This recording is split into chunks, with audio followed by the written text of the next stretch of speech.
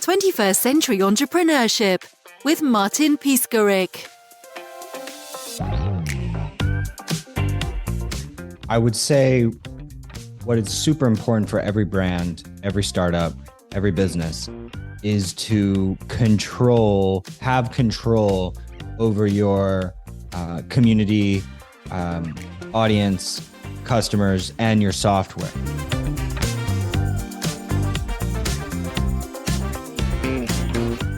So, don't rely on Facebook to be your entire social media and marketing. Like you want those people's emails. You arguably want to be running your own app with direct access to those people so that no one can get in between you and your brand. Because what we've seen with a lot of the algorithmic manipulation and soft censorship on big tech is that you can spend a decade building up a following on these social networks, but then they'll just take it away from you.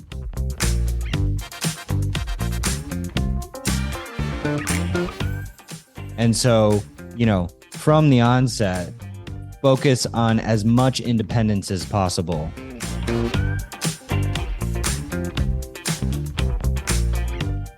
When you say direct access and you speak about emails, are we talking about some kind of communities or tribes, or what you are talking about?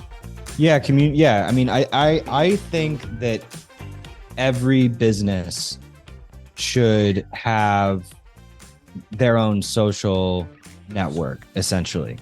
And, it doesn't really matter what business you're in because, everyone does social media, but very few companies do their own social media. And so, but why? If you could have more direct access to those people, why wouldn't you? And so, like what we're building with Minds is open source and decentralized. So you can actually run your own social app and you can have direct access to those people. You can also, use minds.com and we won't take away your reach. Like we've committed to that. But at the end of the day, the only way to know that as a business is to run it yourself. And I think that people have become overly reliant on third-party proprietary providers for a lot of what should be their own. So, I think people often don't even realize that like they don't even own their own website. If you use Squarespace or Wix, like you don't own that code and you're never going to take it anywhere else. And you're always going to be beholden to them as opposed, WordPress is open source. Minds is open source. So that introducing that thought process into every decision you're making for, your business stack and your tech stack is really important. And regarding all those consultants, coaches, so individuals, what is the entry level? Can individuals, solopreneurs also start with their own open source and decentralized network? Yeah, absolutely. Yeah. I mean, so whether you're by yourself, lots of time companies are just one person or two people. But certainly one person. Everybody is trying to establish their brand. And so, yeah, I think it's super important. And we're seeing this gaining mass adoption. Threads is actually about to be integrating with what's called ActivityPub, which is a decentralized social media protocol that Minds also supports, along with Mastodon. You may have heard of Mastodon. It's another sort of social media project which supports ActivityPub. What that means is that when Threads rolls that out, and currently right now on Minds, I can follow people on Mastodon and reply to them. And so between apps, we can talk to each other. And you can actually move your social graph, your followers from one node to another. So the future of social media is Facebook doesn't own your followers. You own them and you own your identity so that you can move interoperably between different apps. And so, yeah, but like the old school version of this is just email, because email is actually decentralized technology. That's why, people don't even think about it. Because email is so ubiquitous, but like, why is it that I can message somebody on Gmail to Proton Mail and they talk to each other perfectly, but these are completely different apps, but it's all using the email protocol, SMTP, and a couple of other tools that are in there to create email. So, social media is going to become that, and people need to prepare for that. And so, but again, even when you go more broadly and think about just your software stack, like you're XYZ company, you want to create tech, or even if you want to just create a website, own it. Don't like the whole world of like licensing software. In rare scenarios, I think it may be necessary, but you want to avoid it at all costs and own what you're doing.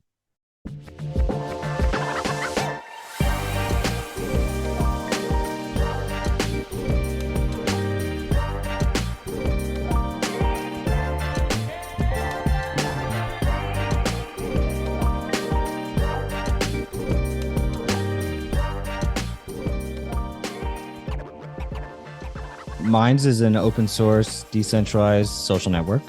At minds.com, you can go, you can join.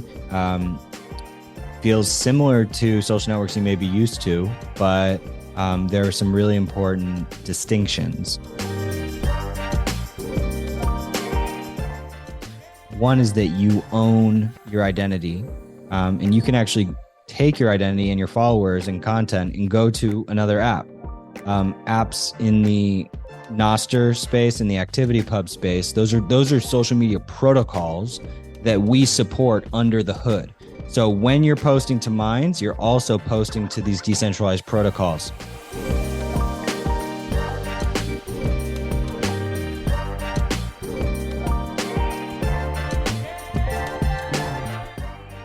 And additionally, we have a sophisticated reward system on Minds where you can earn reach.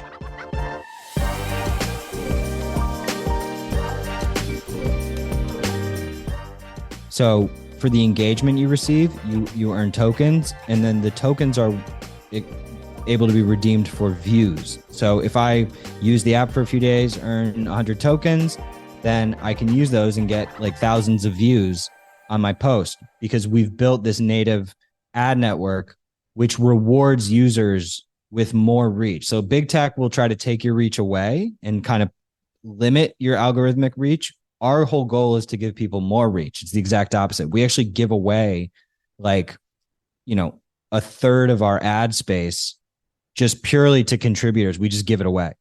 So, that's a huge benefit. We also have deep monetization capabilities where you can run memberships, you can run exclusive content, you can get paid by your fans and customers in a variety of ways. And so it's kind of like a content marketplace as well as a social media platform. And yeah, so I think that there's kind of a couple levels of it. Like in terms of my advice to people, it's like there's basic human needs. There's, community, reach, you want to have a voice, you want to make money. People want to make money. This is primal.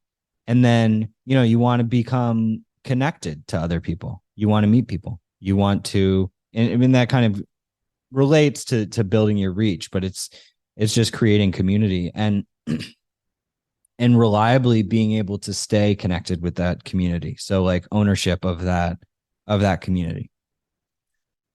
But it's very base primitives that, when you're designing a company or an app, like you got to think about like, is this like, what's in it for the person who you're building it for? And, when you zoom out and think like, what's human nature? I mean, human nature is, money, sex, and or like finding that somebody. This is why why dating apps are exploding so much, and even why Facebook, like, rolled out a whole dating fund. It's just like inherent in social networking is dating and making money. So I think that, you just want to zoom out and make sure, is my product satisfying some sort of primal human nature component? Because if it's not, it's theoretical, and it has a much lower chance of working.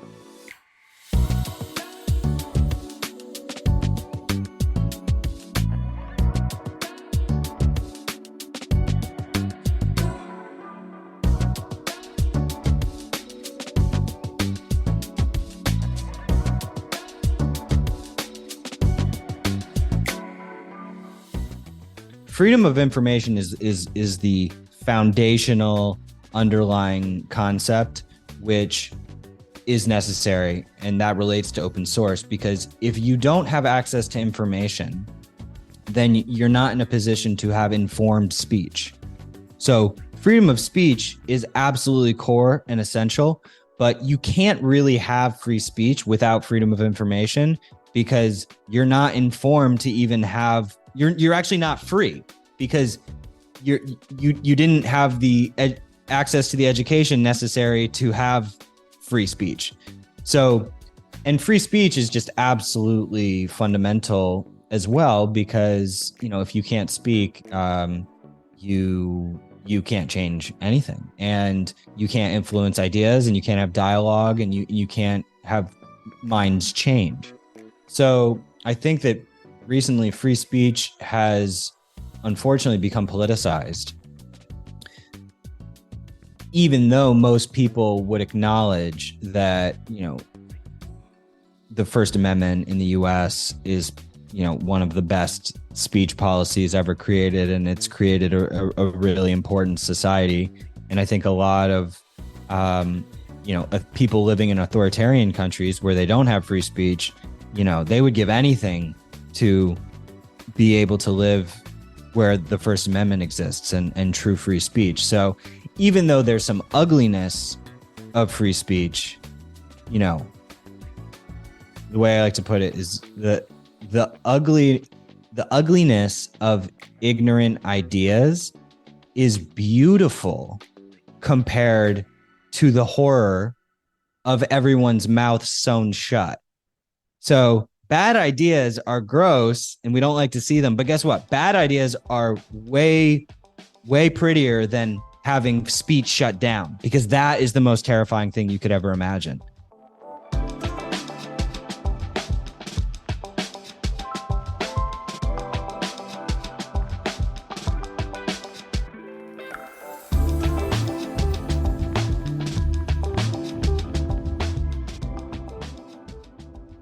I think what we're seeing with, modern marketing, and just look at what goes viral and why does it go viral? It goes viral because it's real, it's authentic. So the most viral and successful brands, many of them at least, have figured out that the more real and silly and quirky that we are, authenticity is what people crave. That is, we want to see that confidence in the products that we buy. So that's why you're seeing even like major brands like Wendy's, like trolling on Twitter. And they do that on purpose, like because they know it creates attention. It's very funny. It's almost like this layer of comedy coming in to the corporate world, because traditionally the corporate attitude is be very sanitized and be very careful.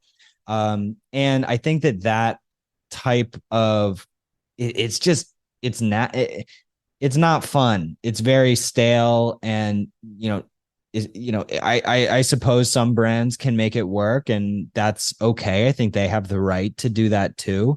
But, getting into that state of mind where, when you're coming up with your idea for a business, don't think as much about what, don't worry about what other people think. Like, focus on what you want. What would you want? And I think that's a general rule even in writing, they say, write what you know. Don't like try to create this other thing that's like some worry about like what other people think, or some perception of what you think they want. It's not that, it doesn't need to be that complicated.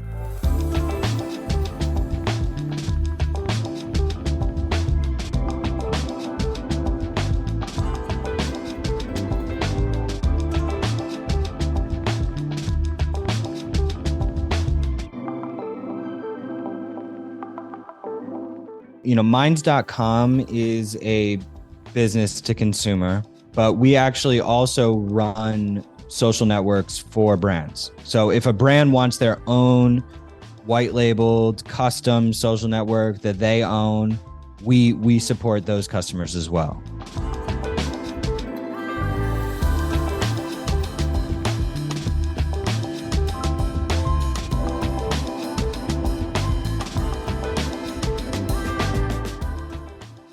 There have been waves of growth, and many different things have worked, but no, we never set out to like duplicate what someone else was doing.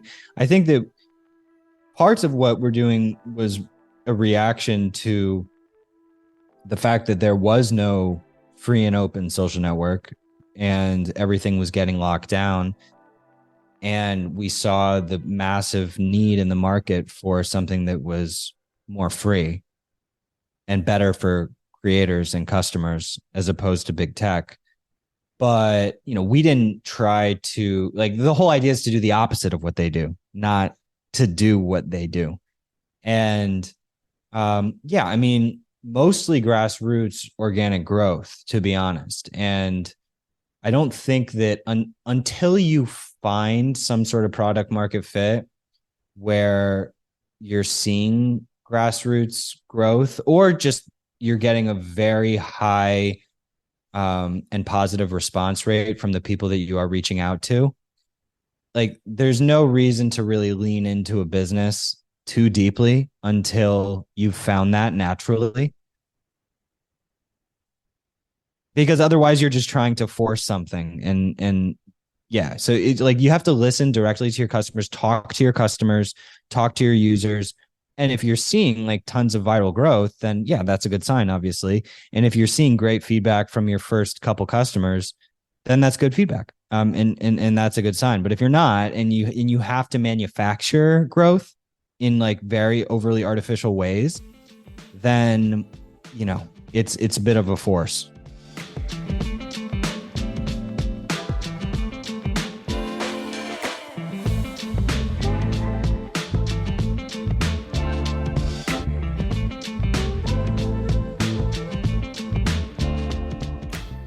We are a fully remote, decentralized workforce. We have people all over the world, and we do our calls like this. But we also do Agile, Scrum, and we do daily stand-ups, and we have good rhythm, and not too many meetings, but enough to get done what you need to get done. But yeah, I think that a flexible, creative, remote environment is super beneficial. And I know that there's also a lot of power in getting together physically. And so we try to do that when we can every year. And, we don't want people to just be living on their screen. So, we try to foster that kind of healthy balance, but for sure, like giving people maximum freedom, giving our employees and users.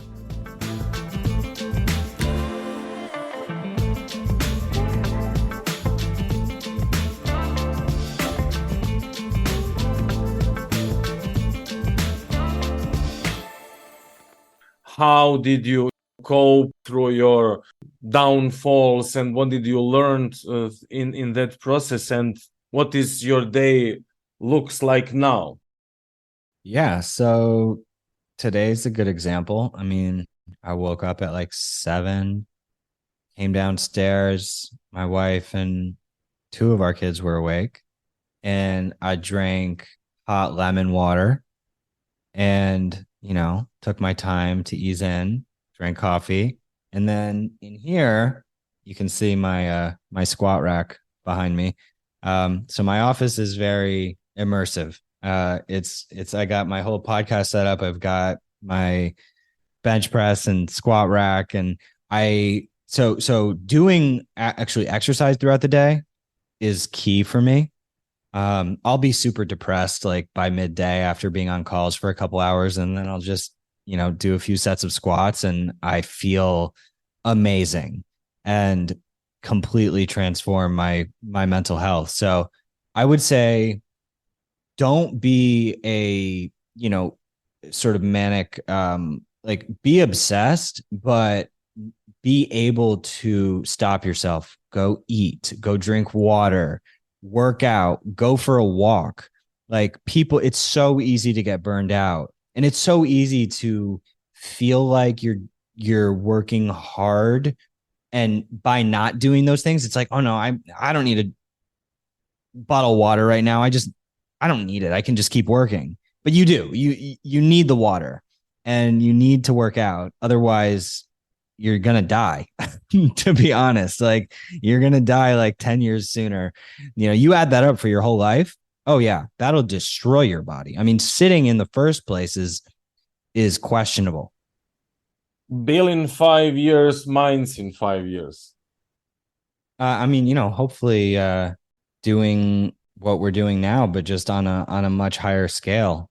And I love Minds. It's what I've been working on my whole life. I always want to be involved with it. And so, in terms of like what kind of partners, like I just want what's best for the community and the company. And I want, healthy growth. So not, no sellouts, but also, do what is best for the community, and, don't be selfish, and just, I think that what we're learning on a larger scale, when you look at just the tech market, the venture market, startups, like globally, the whole economy, is that everyone's realizing that it's all about fundamentals now. It's about revenue. It's about profit. It's about selling things that people want. And I think that even specifically within social media, there's been this delusion for like the past 5-10 years that, you just don't even need to think about revenue, that you just think about growing. Like if this is specifically within the realm of like consumer apps. But so I think that is kind of a dead strategy. And, maybe it made some sense in the past, but it's not a good idea to approach a business that way.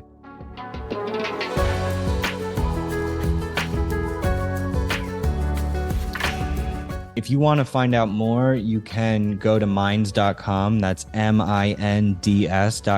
or on the app stores. All the apps are at minds.com/mobile.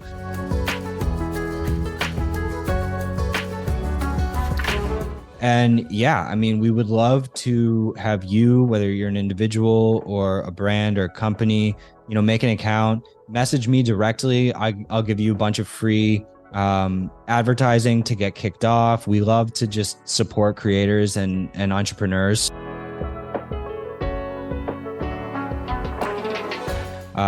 Happy, like that's the funny thing about us. Like we have, a few million people in our network, but which is nothing compared to YouTube or Facebook. But the thing is that because we have this amplification system, 1 billion users are irrelevant to you as a business if you can't reach them.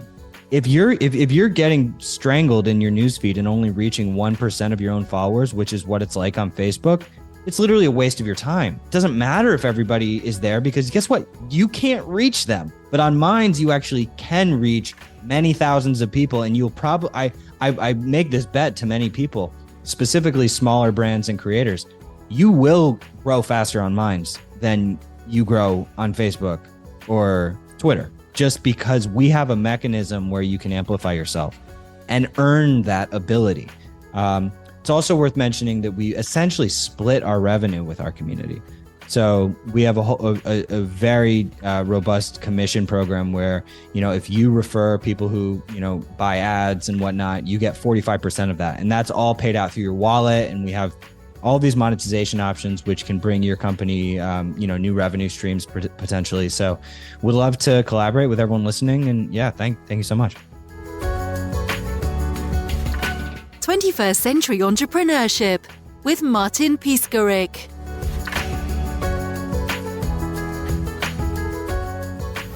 Imagine a space where triumphs, trials, and tales of entrepreneurship come alive.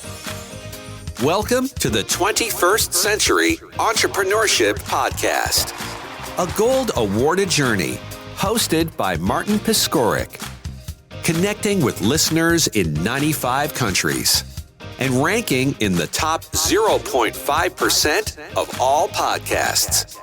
Join our exclusive community, elevate your perspective, and embark on the path to success.